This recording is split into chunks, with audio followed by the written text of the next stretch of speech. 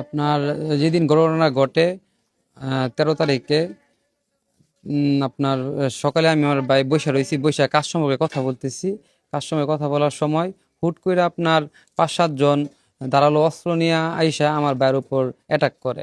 Attack করা অবস্থায় মাথা বরাবর কূপ দেয়, হাতে কূপ দেয়। আমি ফিরাতে যাই, ফিরাতে যাওয়া অবস্থায় আমাকেও একটা কূপ দেয়। এই যে আমার হাতে 4-5টা সেলাই লাগে, এই যে দেখেন 5-5টা সেলাই লাগে। আমি আটকানির পরে আমাকে আরেকটা কূপ দিতে দিতে চাইছিল। তারপরে আমি সরে যাই, তারপর আমার দৌড়াইয়া পাসপোর্ট অফিসের গেট পর্যন্ত নিয়ে আসে। ওখানে সিসি ফুটেজ ক্যামেরা আছে।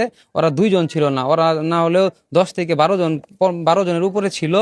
আমাকে একজন পাসপোর্ট অফিসের গেট পর্যন্ত দৌড়ায় নিয়ে আসে। ওনার নাম হলো হীরা, উনি হলো হাবিব, আসামি হাবিবের ভাতিজা। আমাকে পাসপোর্ট অফিস পর্যন্ত নিয়ে আসে।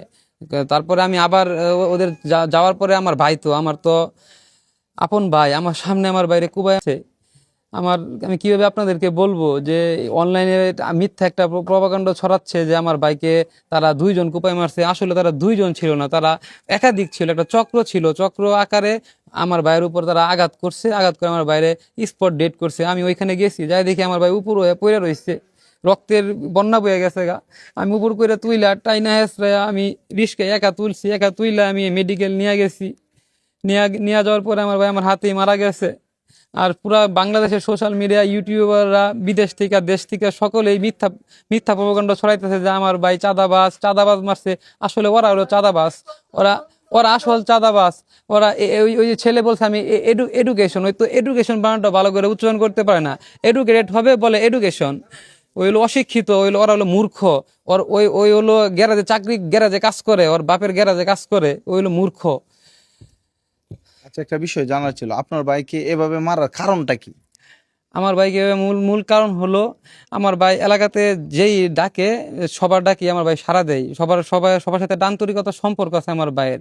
আপনি এলাকার যাকেই বলবেন, জিজ্ঞাসা করবেন, সবাই আমার ভাইয়ের সম্পর্কে ভালো বলবে, খারাপ বলবে না। আমার ভাইকে চাঁদাবাজ বলবে না, ইভেনলি ওদেরকে চাঁদাবাজ বলবে।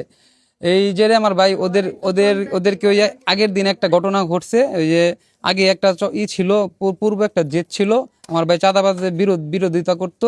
আগের দিনও একটা বিরোধিতা করছে, যেখানে 2,65,000 টাকা চাঁদা চাইছে।